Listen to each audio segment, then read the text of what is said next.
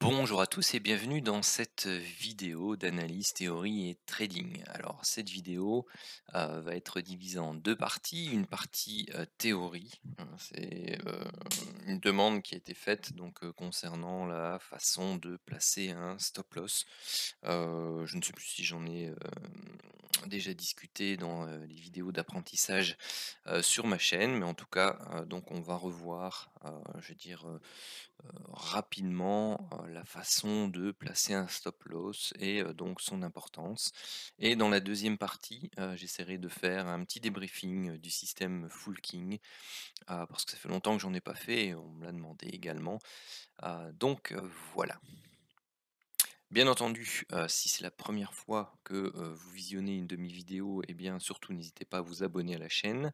N'hésitez pas non plus à activer la petite cloche, afin d'être averti des différentes, vidéos qui, sortiront, donc les jours ou les semaines qui suivent, que ce soit des vidéos, purement d'analyse, hebdomadaires ou sur des actifs en particulier, des vidéos, théorie un peu comme celle-ci et trading, donc application trading, que ce soit en live ou en débriefing de mes différents systèmes ou de mes différentes sessions de trading. N'hésitez pas non plus, si ce que je fais vous plaît, à partager un maximum, à lâcher un maximum de pouces bleus. Si vous avez des questions ou des commentaires à faire, et bien surtout, n'hésitez pas à les faire en dessous de la vidéo. N'hésitez pas non plus à nous rejoindre sur les différents canaux Telegram et Discord, si jamais vous avez envie de partager votre expérience de trading ou si vous voulez pouvoir discuter avec les différentes communautés. Alors, première partie donc, la partie sur le stop loss. Alors c'est une vidéo qui est absolument pas préparée, hein, je la fais comme ça, brute de décoffrage, donc je vais vous expliquer, ma façon personnelle, de travailler, les stop loss, et vous parler de façon générale aussi de, ce qu'est un stop loss. Donc ce qu'on appelle, stop loss, c'est, tout simplement la perte, qu'on s'autorise à prendre sur un trade. Donc après, vous définissez ça en nombre de points, en nombre d'euros ou de dollars. Ça dépend de votre money management. Donc le money management, donc là par contre il y a une vidéo sur la chaîne qui est disponible, vous pouvez aller la rechercher dans la playlist. Mais le money management, c'est l'une des choses les plus importantes pour durer en trading et le stop loss en fait partie. Donc le money management, c'est la façon dont vous allez travailler votre capital, la manière dont vous allez le protéger. Donc c'est-à-dire que vous allez vous définir généralement par trade une perte maximum, que ce soit en pourcentage par rapport à votre capital ou en nombre de points, mais dans tous les cas, vous allez y associer des euros et donc une fraction de votre capital. Dans le money management, donc le stop loss, c'est là où vous allez positionner l'ordre d'exécution de sortie du marché. C'est-à-dire que si vous êtes rentré à l'achat, eh bien cet ordre va vendre vos positions en perte, et au contraire, si vous avez vendu un actif, eh bien vous allez placer un ordre d'achat qui va vendre, pardon, qui va racheter vos ventes à perte. Le principe, bien entendu, reste de protéger son capital, de ne pas rester dans un mouvement de marché qui vous est défavorable a priori, puisque bien entendu, euh, statistiquement, bon bah, enfin, vous ne savez pas prédire, hein, on va le dire comme ça, le sens dans lequel va aller le marché. Par contre, statistiquement, vous pouvez donner une probabilité plus ou moins forte à la réalisation d'un setup. Donc un setup, c'est une combinaison d'éléments qui vont vous permettre, suivant votre méthode, d'entrer en position, que ce soit à l'achat ou à la vente. Alors, vous avez plusieurs façons de positionner des stops. Vous pouvez les placer de façon visuelle, c'est-à-dire que vous êtes devant votre écran, vous êtes par exemple ici entré à la vente quelque part par là, parce que votre setup vous indiquait de vendre, par exemple ici le setup hop, vous aviez une oblique de support, vous aviez un setup de divergence baissière. Donc si vous ne savez pas ce que c'est une divergence baissière, si vous ne savez pas ce que c'est un break d'oblique, je vous invite hein, à d'abord visionner toutes les vidéos dans la playlist qui parlent de ces sujets, bien entendu. Mais si on part du principe que vous savez ce que c'est un setup de divergence, que vous avez validé votre setup de divergence par un beau break ici à la baisse de cette oblique, eh bien vous entrez en position ici quelque part, et puis la question c'est où placer son stop. Alors, soit vous vous dites ok c'est un stop visuel, je prends le plus haut qui est ici, parce que pour moi, bah voilà, si on revient faire un nouveau plus haut au niveau des prix, c'est que le marché invalide le setup de divergence et donc je place mon stop ici. Donc soit vous le placez physiquement en y apposant un ordre, soit vous êtes devant l'écran et puis vous attendez et puis au moment où vous avez le break de ce dernier plus haut là, manuellement vous prenez votre courage à deux mains et vous acceptez de prendre votre perte et vous fermez votre position. Donc ça c'est une première façon de placer son stop loss, c'est-à-dire que vous prenez le dernier plus haut, ou dans ce cas-ci puisque c'est une vente, ou si jamais vous aviez acheté par exemple, je le dessine un peu à l'arrache, où il est mon cercle, hop, il est là. Si vous aviez acheté ici quelque part, eh bien, vous aviez votre stop loss ici dans la zone du dernier plus bas, quelque part par là. Par contre, si vous aviez vendu ici, vous aviez votre stop loss ici quelque part en haut. Et donc, quand vous avez les prix qui arrivent dans cette box, eh bien, manuellement, vous coupez votre trade. Bien entendu, vous attendez bien souvent la clôture d'un chandelier pour valider effectivement le fait, parce qu'on peut faire une mèche là-dedans et puis réintégrer et rebaisser. Donc c'est ça l'avantage d'un stop visuel, c'est que vous avez l'opportunité de laisser un peu de mou. C'est-à-dire que voilà, vous avez l'opportunité que votre trade fasse pareil. Enfin, le chandelier part, fait une mèche là-dedans et puis repart à la baisse et clôture à ce niveau-là. Du coup, bah, la clôture, elle n'a pas eu lieu dans votre zone de vente. Si vous placez un ordre physique ici, eh bien la mèche vient taper l'ordre physique, vous êtes exécuté en perte, et puis derrière le marché part et repart sans vous.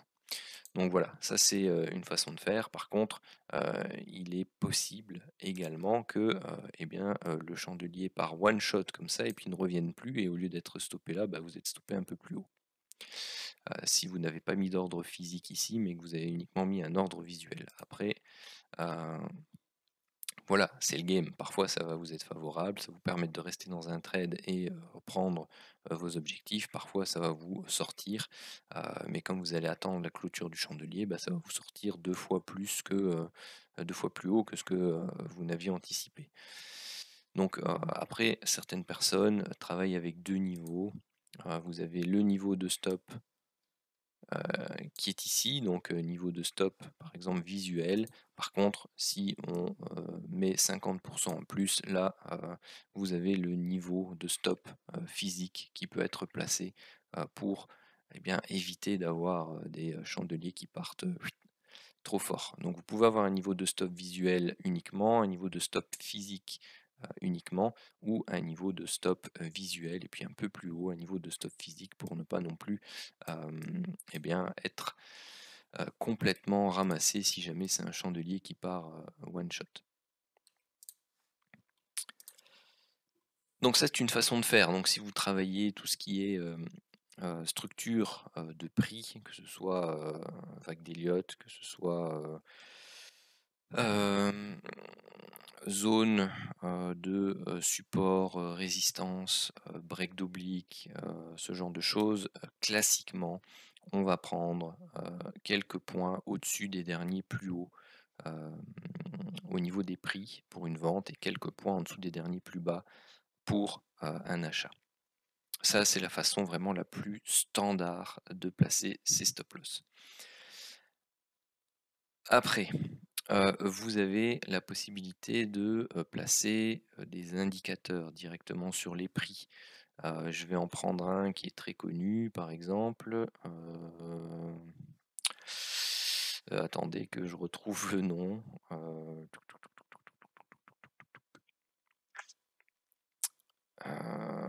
comment s'appelle-t-il? Je l'ai placé sur un graphique, mais où est-ce qu'il est? Ah oui, c'est ça. Je l'utilise pas vraiment donc heu,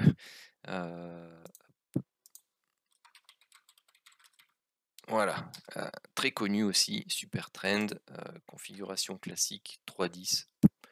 C'est sa configuration de base. Bon, désolé, si tu mets la vidéo sur pause, j'ai appuyé sur le bouton pour reprendre, ça fait, bien 10 minutes que je parle dans le vide. Donc je ne sais plus exactement où j'en étais, maintenant, donc je vais reprendre. Donc voilà, vous aviez les stop loss, visuels, vous aviez, donc les différentes zones, que vous pouviez, prendre. Donc si je répète des choses, n'hésitez pas à aller un peu plus vite, hein, donc c'était, définir, parce que c'était des choses importantes, par exemple sur la vente, là, vous définissez votre zone visuelle, que, vous voulez, hem, dans lesquelles les prix ne peuvent pas aller, sinon vous coupez, à la clôture du chandelier, et vous pouvez éventuellement vous mettre également un stop loss, physique directement, via votre plateforme, qui sera exécuté de manière automatique un peu plus haut, au cas où vous avez un chandelier qui part à la ouf, d'une traite. Pourquoi vous pouvez pratiquer, physique uniquement ou, visuel uniquement ou, les 2? Eh bien, parfois, vous allez, placer votre stop, physique ici, le marché va faire une mèche, exécuter votre ordre et puis, repartir. Bon, ça c'est ballot, vous loupez, un mouvement, donc le fait de uniquement le mettre visuel et ne tenir compte que de la clôture du chandelier, bah, vous permet, parfois, heu, d'avoir un drawdown, donc c'est-à-dire une perte latente, on va dire, maximale, et ensuite, pouvoir repartir dans le bon sens sans être, stoppé, et parfois, bah, vous allez avoir, tout simplement un chandelier qui part comme ça, one shot, et donc bah, la clôture se fait, théoriquement ici en haut du chandelier tellement il était rapide. Hem, donc si vous aviez dû clôturer, bah, vous clôtureriez là. Par contre, ben, ici vous n'avez pas eu l'occasion de sortir, donc vous sortez beaucoup plus haut. Donc le fait de mettre un, et parfois ça va vite, donc le chandelier clôture là, puis, il repart directement et vous, le temps que vous appuyez sur le bouton, bah, vous clôturez là, en fait. Donc le fait d'avoir un stop physique un peu plus haut que le stop visuel vous permet tout simplement, d'éviter d'être sorti, prématurément, du trade, mais, vous évite aussi d'être sorti beaucoup plus haut que, ce que vous n'imaginiez. Donc vous avez une perte qui est légèrement plus grande que ce que vous aviez estimé par rapport à votre money management, de, départ. Ensuite, ce que j'expliquais aussi, c'est que, vous pouviez utiliser certains indicateurs pour vous aider. Donc, l'un des plus connus, par exemple, c'est le super trend. Donc je vais l'afficher. Ah, donc vous voyez quand il est, bleu ici, c'est-à-dire que, les prix montent et que donc il vous sert, de base pour un stop, hem, dans le cadre d'une hausse, et quand il est, orange, c'est moi, c'est que les prix baissent et donc il vous sert, de base pour un stop, hem, lorsque les prix repartent à la hausse. Si on prend, le cas de ce setup de divergence-là, donc vous pouvez vous en servir aussi pour, prendre des entrées. Hein, donc si vous n'êtes pas à l'aise avec le tracé d'oblique ou ce genre de choses, bon ben, vous n'êtes pas obligé. Vous calibrez votre super trend, par rapport à votre actif et à votre unité de temps. Donc ça, vous examinez, hein, sur le long terme, vous parcourez la courbe et vous voyez hem, si c'est intéressant, si celle-ci, le suit bien, si vous n'avez pas trop de fausses cassures avant de reprise, hein. Un peu comme ici, vous voyez, ça c'est une fausse cassure, vous êtes à la baisse, puis ça repart à la hausse et puis, ça ne va jamais beaucoup plus haut que, le niveau de prix où il y a eu l'inverse, le retournement du super trend, et puis derrière il poursuit sa baisse, hein. Donc voilà, il faut que vous ayez, un certain temps, un certain historique pour calibrer donc ce type d'indicateur. Donc là, par exemple, bah, voilà, vous l'avez calibré, pour vous, setup de divergence sur zone ou à proximité d'une zone de résistance. On inverse le super trend ici. OK, j'entre en position et je sais que je place mon stop au-dessus, quelques points au-dessus du super trend. Voilà. Puis vous avez vos prix qui partent à la baisse, qui descendent, qui descendent, qui descendent. Vous avez l'occasion donc de baisser au fur et à mesure. Donc si votre stop loss au départ était ici, lorsque les prix descendent suffisamment et que vous avez votre super trend qui a créé un plat par exemple, eh bien vous avez l'occasion de vous mettre à break-even si vous êtes rentré ici, ou à vous mettre en léger gain juste au-dessus du super trend, et puis vous avisez, et au fur et à mesure vous vous servez des différents niveaux du super trend comme niveau de sortie si jamais les prix se retournent. Donc ici c'est ce niveau-là, donc ce chandelier là clôture au-dessus du super trend, et vous avez le super trend qui s'inverse, eh bien ça peut être un signal pour vous de sortie du marché, et vous avez raidé une belle baisse. Donc je vérifie que cette fois-ci j'ai bien mis l'enregistrement de nouveau en route, parce que j'ai pas envie de répéter 3 fois les mêmes choses. Et donc là vous aviez la possibilité de prendre par exemple 230 points. Après ici vous aviez des setups de divergence aussi, vous aviez la zone qui était où on est, hop, ici, pareil, vous aviez une entrée possible là, votre stop se trouvait ici à plus de 70 points on va dire, puis le super trend s'inverse à quel moment? Ici. Donc vous sortez avec une perte de plus ou moins 15 points avec le spread. Ici par exemple, là il n'y avait pas de setup de divergence, mais si vous travaillez uniquement les zones et que vous travaillez uniquement les breaks de super trend, voilà, ici vous aviez une possibilité d'entrée, vous aviez un stop de 70 points, le super trend s'inverse là, vous perdez on va dire 20 points. Ici, pareil, vous avez le break qui se fait là, on inverse ici, vous perdez un bon 90 points, et puis derrière là, bah, vous prenez 230. Si vous avez pris ces trois là avant, en gros, vous gagnez 100 points sur, je vais dire, la journée, la soirée, bref, parce qu'ici c'est la nuit.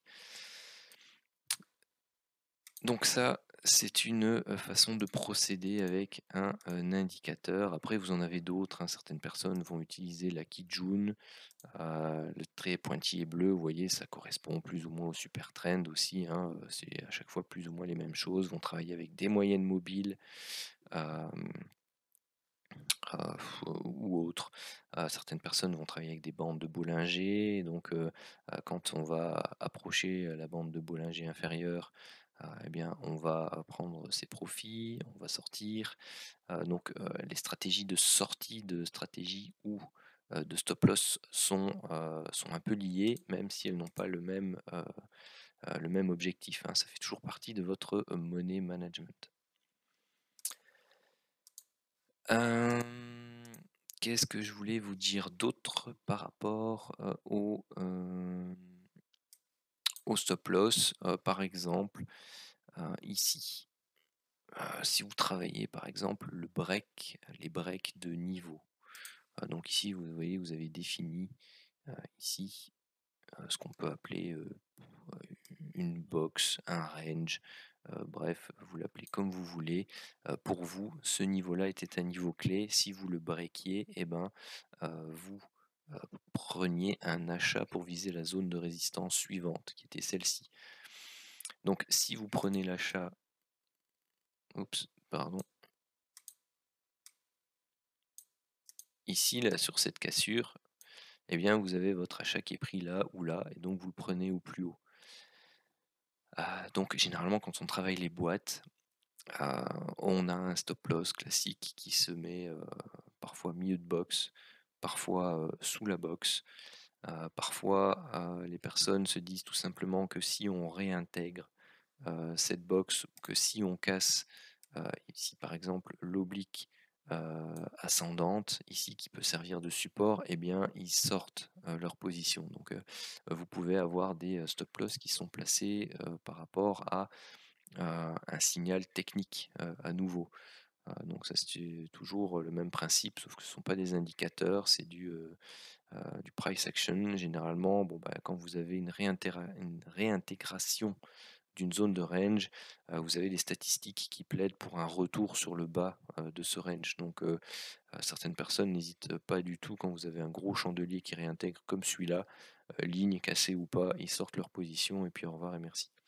Ils prennent le setup suivant.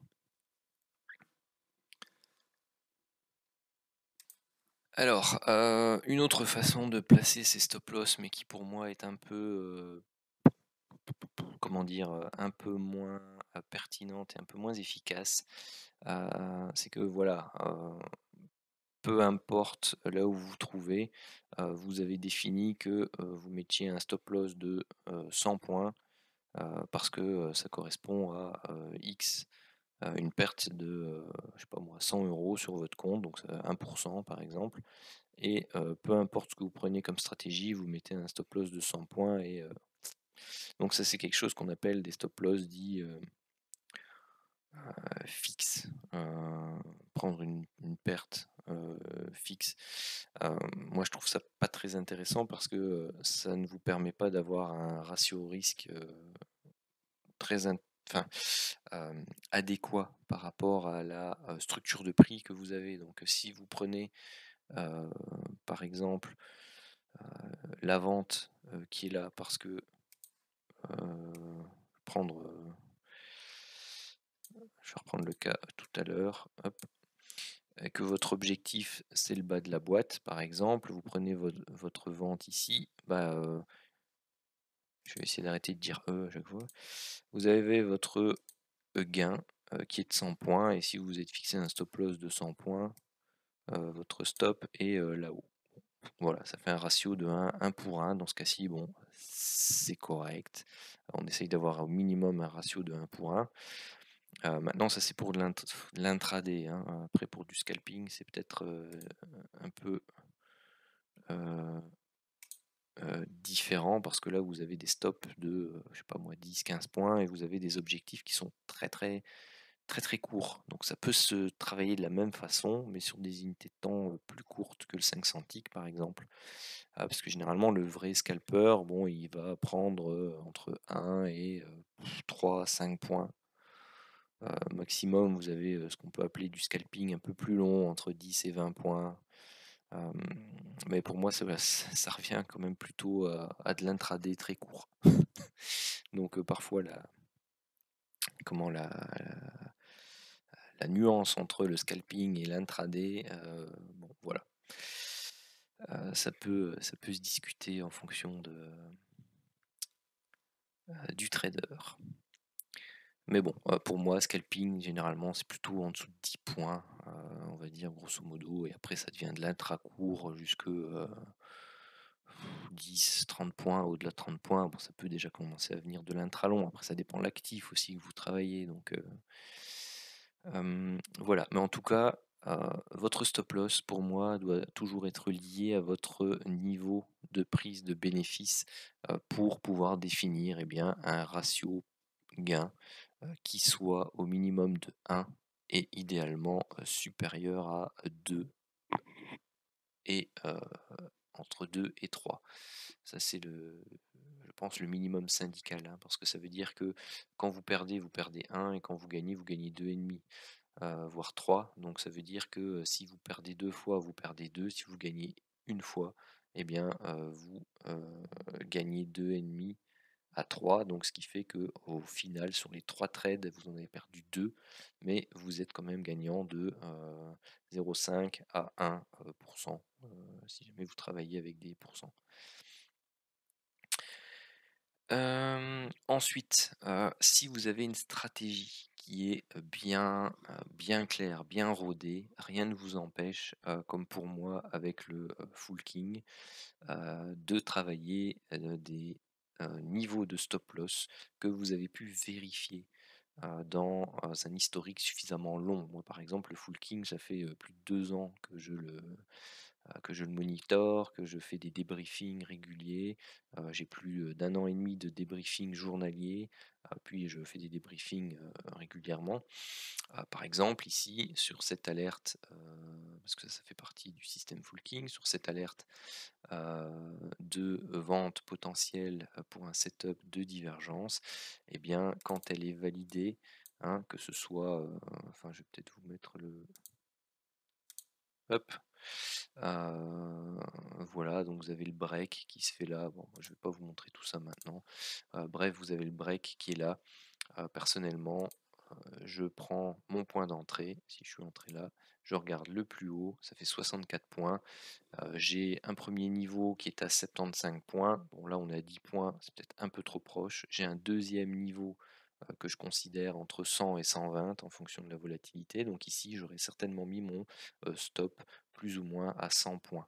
Donc généralement, j'essaye de mettre plus 25 points par rapport au niveau que je mesure parce que je sais que statistiquement, eh bien, il est intéressant de le mettre à ce niveau-là parce que ça me permet d'avoir cette fameuse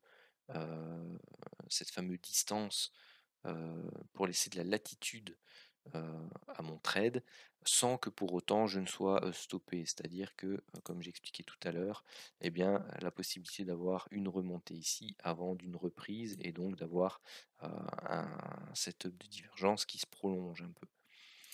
Eh bien, j'ai étudié par exemple sur un an et demi, voilà, les niveaux qui étaient intéressants à prendre et je sais que 25-30 points en plus par rapport au sommet qui est là, statistiquement, c'est valable. C'est-à-dire que si je le mets là, eh bien, mon risk reward par rapport au euh, TP opposé, donc le TP2, est supérieur à 2. Donc voilà. Ça, c'est une façon de faire aussi par rapport à une historique. Un historique de backtest que vous avez pu faire sur votre stratégie. Si vous savez que sur telle unité, avec tel setup, vous avez calculé que si vous mettiez un stop loss de, je sais pas moi, 70 points, eh bien vous avez un taux de réussite de 70 ou 80% des trades, eh bien prenez-le. Personnellement, moi j'ai voulu l'adapter à la volatilité, donc je mesure toujours par rapport au dernier plus haut, par exemple ici, qui a donné la naissance du setup de divergence. Bah, si j'ai 65, j'ajoute 25 points, où je me situe, je me suis dit à 90, bah, j'ai mon niveau statistique qui me dit bah, quand je suis au-dessus de 75, bah, le niveau idéal c'est 100 points ou 120 points. Et voilà, ça c'est une façon aussi de pouvoir définir votre stop loss sur un historique de backtest. Donc voilà, bon, je pense avoir fait l'essentiel au niveau des stop loss. Si vous avez toujours des questions par rapport à ça ou si quelque chose ne vous a pas été, ne vous a pas paru clair, bien surtout n'hésitez pas à poser vos questions en commentaire de la vidéo. Si vous avez aimé cette vidéo, bien entendu, n'hésitez pas à mettre des pouces bleus, à vous abonner à la chaîne. Et maintenant, eh bien, je vais rapidement faire un petit débriefing du système Fullking, donc une journée, on va dire standard. Moi, je vais faire celle d'aujourd'hui, par exemple. Je sais pas ce qui s'est passé aujourd'hui, mais c'est quel jour ça? Mercredi 23. Ouais, il y a dû y avoir de l'action, puisqu'on a eu toute cette baisse, la remontée, la baisse qui est là, la stagnation. Donc on va faire la journée d'aujourd'hui sur le Santic, et puis vous allez voir un peu ce que peut donner un système qui a été développé par rapport à mes, je dis toujours 10 ans chaque année, mais bon, ça fait presque 13 ou 15 ans sans doute d'expérience dans le trading. Comme ça, bah, vous pouvez vous faire une idée aussi hein, de ce que les traders performants peuvent développer comme stratégie, comme écosystème qui leur permettent eh bien, tout simplement d'appliquer leur trading sans trop réfléchir, puisque moi, par rapport à l'écosystème que je vais vous montrer, il y a une méthode derrière qui est basée sur mon expérience, sur plus de 2 ans de backtest manuel. Heu, et vous allez voir, bah, ce que ça peut donner comme, résultat si vous, restez, figé, toute une journée, devant les écrans. Il y a des journées qui peuvent être très, très, rémunératrices. Donc, après, Je sais pas ce qu'a donné celle d'aujourd'hui, hein, si ça se trouve elle sera négative, j'en sais rien. Mais vous avez pas mal d'historique sur la chaîne, vous pouvez aller voir des vidéos de débriefing du système Full King, ça va vous donner une idée. Alors, concernant donc la partie débriefing du système Full King sur le Dow Jones 100 tick, nous y voilà. Donc, nous sommes le mercredi la 23 mars, donc à 9 h sur l'écran. Aujourd'hui, bah, on est le 25 mars. J'avais commencé la vidéo il y a 2 jours, hein, quand je vous disais que je manquais de temps pour faire les vidéos. Donc voilà, donc par habitude, je commence toujours les débriefings à 9 h. Pour ceux qui ne connaissent pas le Full King et qui ne connaissent pas les règles, eh bien, je vous invite tout simplement à aller visionner les différentes vidéos dans les différentes playlists qui y correspondent. Donc vous avez toute l'explication de l'environnement graphique et toutes les règles qui sont associées. Donc ici, je vais reprendre, enfin, je vais faire comment le débriefing rapidement. Donc s'il y a des éléments que vous ne comprenez pas, eh bien n'hésitez surtout pas à aller visionner ces vidéos. Donc ici, je laisse la grande bande grisée, hein, parce que c'est, je vais vous le montrer, par rapport au graphique que vous aviez vu au début de la vidéo, c'est une de mes zones de résistance. Donc vous voyez, on va travailler toute cette zone-ci. Et puis là, eh bien, la journée d'hier, donc le jeudi 24, on a remonté tout ça. Et en toute logique, on devrait aller faire ici un plus haut, éventuellement faire quelque chose ici en 5 temps. Donc là, on a fait un grand 1, grand 2, petit 1, petit 2, on va faire petit 3, petit 4, petit 5, donc grand 3, grand 4, grand 5, et ensuite on pourra seulement corriger un peu plus à la baisse. En toute logique, sauf si cette belle structure de latéralisation eh bien, continue tout simplement. Donc là, vous avez la possibilité aussi d'avoir un scénario en épaule gauche, enfin tête ou double tête, ici épaule droite, et donc avoir une vente possible qui peut se prendre ici pour aller rechercher les plus bas, éventuellement la cassure, et rechercher le niveau de support des 34 000, 34 100 qui se trouve juste ici. Donc voilà, c'est juste pour vous donner un peu la configuration dans laquelle on se trouvait, à quoi correspondait la grande zone grisée que vous voyez en plein milieu de mon graphique 100 ticks. Donc, qu'est-ce qu'on a ici?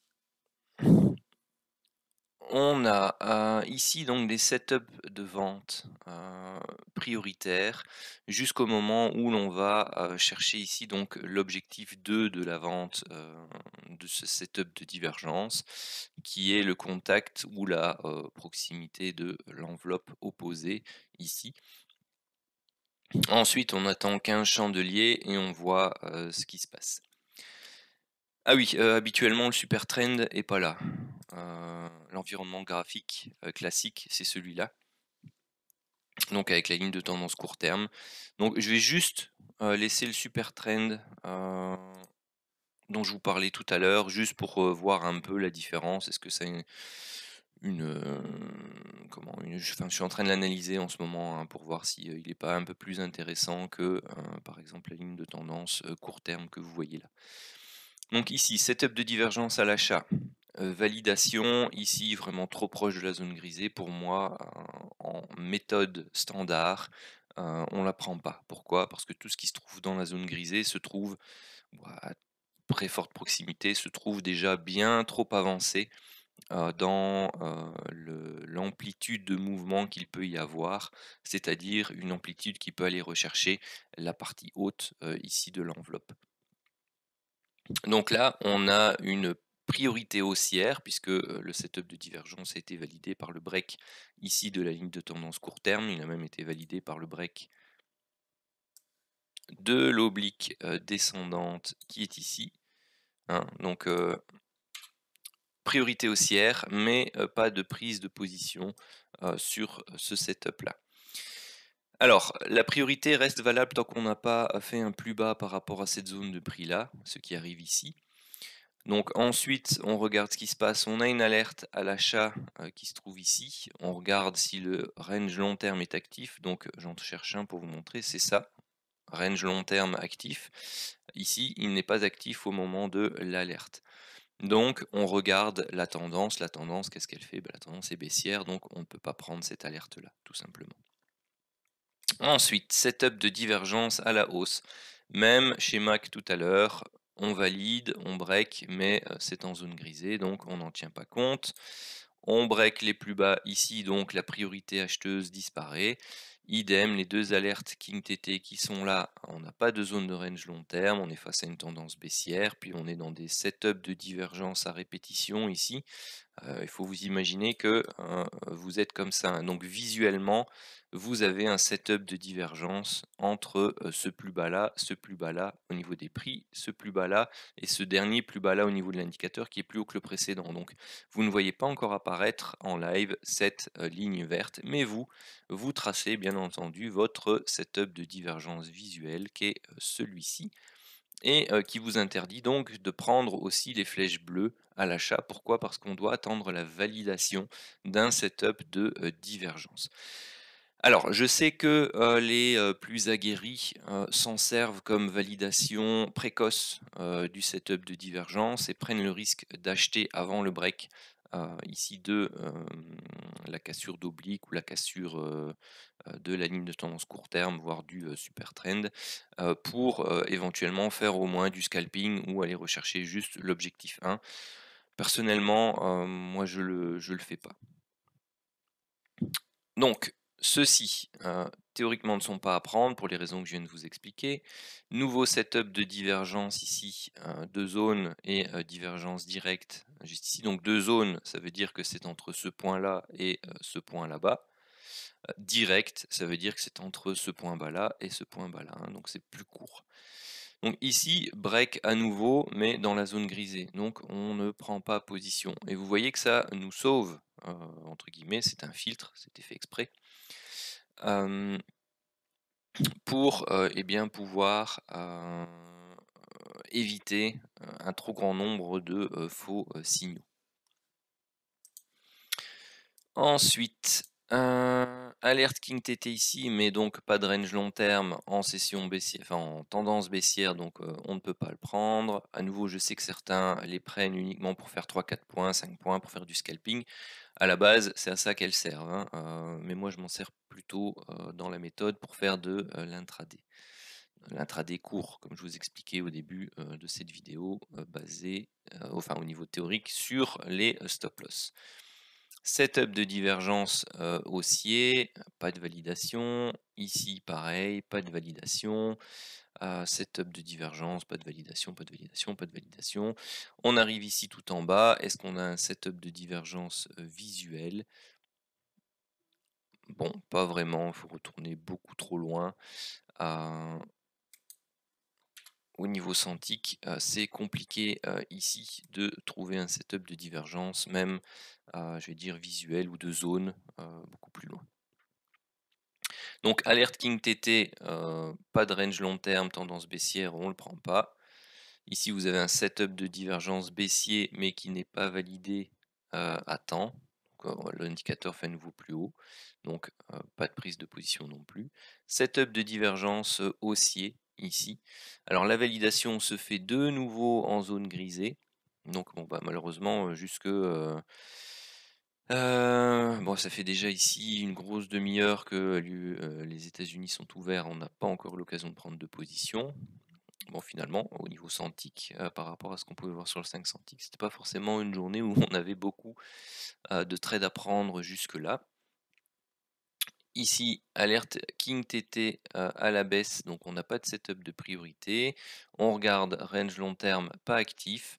On a donc on doit se fier à la tendance précédente. La tendance précédente, c'est quoi? C'est baissier à neutre, donc on est en phase de temporisation après une séquence baissière, donc on pouvait prendre cette alerte ici à la baisse.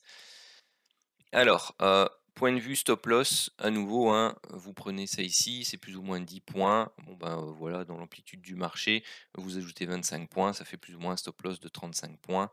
L'objectif ici, c'est d'aller rechercher la bande rouge et verte ici opposée, ou la proximité. Donc là, vous allez rechercher ici plus ou moins entre 25 et 30 points.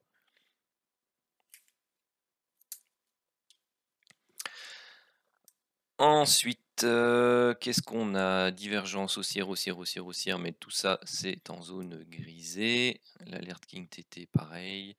zone grisée, tout ça c'est mou, mou, mou. Alerte King TT ici, donc en zone de range long terme. Alors comment ça se passe? Alerte achat en zone de range long terme, il faut qu'on soit dans la partie basse, pardon, ici, de l'enveloppe, ce qui est le cas. Donc on pouvait entrer en position. De nouveau, on regarde plus ou moins 10 points, donc stop loss de 35 points, objectif, proximité avec l'enveloppe opposée, on fait plus ou moins, on va dire 15 points.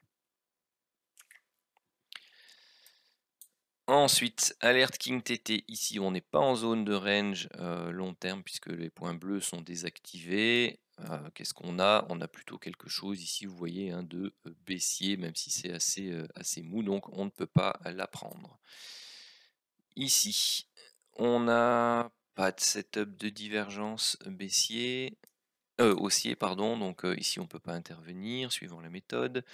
Alerte baissière ici pour la divergence, pas de validation. Ici, vous avez un setup de divergence visuelle, vous avez une validation là, donc vous pouviez entrer en position. L'objectif, c'est tout simplement la bande opposée ici, donc vous aviez 30 points de possible. Ensuite, alerte King TT à la baisse. On est en zone de range long terme, donc celle-ci on ne pouvait pas la prendre suivant la méthode. Pourquoi? Parce que quand on est en zone de range long terme, on a plutôt, au niveau des statistiques, les prix ont plutôt envie de passer d'une bande à l'autre et de venir taper, même si c'est dans une semi-tendance. Donc ici on est en partie basse, beaucoup trop risqué. Si elle avait été ici en partie haute, là on aurait pu la prendre. Alerte ici, King TT, haussière, pas de range long terme actif, tendance larvée baissière, donc on ne prend pas. Pas de validation ici pour le setup de divergence à ce niveau-là. Ici, vous allez avoir un setup de divergence visuelle entre ce point-là et ce point-là. On va enfin pouvoir prendre ici avec ce break, ce beau break de chandelier ici qui fait qui fait au moins 8 points, 10 points. Donc il break la ligne de tendance court terme, donc vous pouvez prendre position 20, donc vous ajoutez 25, 45, donc vous avez le stop loss pour moi minimum qui est de plus ou moins 50, 70 points, ça dépend de la tendance, ici, enfin la volatilité. Ici on peut voir pendant la journée que la volatilité n'est pas folle par rapport à ce qu'il y a pu avoir ces derniers jours. Premier objectif ici, 50 points. Au moment où on tape l'objectif, ici vous voyez hein, que le range long terme s'active. Donc vous pouvez amener votre stop loss qui à la base était quelque part par ici. Donc on était à 400. Donc voilà, vous pouvez le mettre à 350. Ici, vous aviez votre stop. Et bien là, vous pouvez le ramener juste ici en dessous à plus ou moins. Donc ici, je crois que c'est 25 points. Et laisser un peu de mou à votre trade, c'est-à-dire que bon, on peut venir refaire ici un plus bas, où il viendrait prendre votre BE par exemple, si vous l'aviez mis directement à BE, et ensuite repartir et aller chercher l'objectif 2 qui se trouve ici. Par contre, quand vous agissez ainsi dans la méthode, eh bien, à partir du moment où vous approchez de la partie supérieure de la bande grisée ou que vous la fracturez, à ce moment-là, vous vous mettez à break-even et vous remontez votre stop loss. Donc c'est ce qu'il fallait faire ici par exemple. Et là, eh bien, on attend, on voit que ça range. Tout se passe dans la bande grisée ici, où vous avez une alerte rouge mais baissière, donc qui est à contre-sens prioritaire ici. Donc tout ça, on n'a rien à faire là-dedans.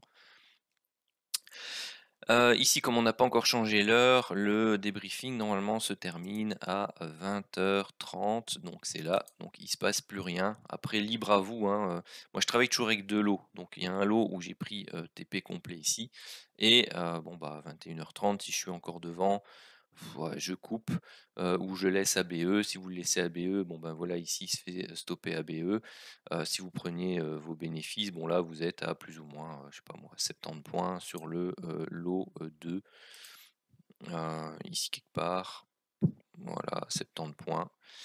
Donc voilà, c'est une petite journée.